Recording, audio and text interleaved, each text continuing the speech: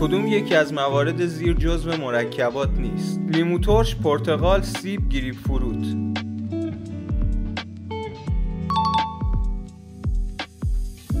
مرکبات دسته ای از میوه هستند که شامل پرتقال، لیمو، نارنگی، لیمو ترش و گریپ فروت میشن. پنیر پارمزان از شیر کدوم حیوان تهیه میشه؟ گاو، گوسفند، بز، شتر.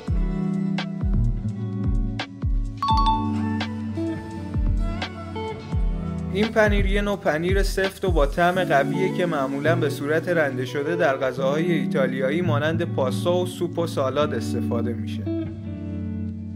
آش ماسوا از آشای محلی کدوم استان غربیه؟ کرمانشاه، ایلام، لرستان، کردستان.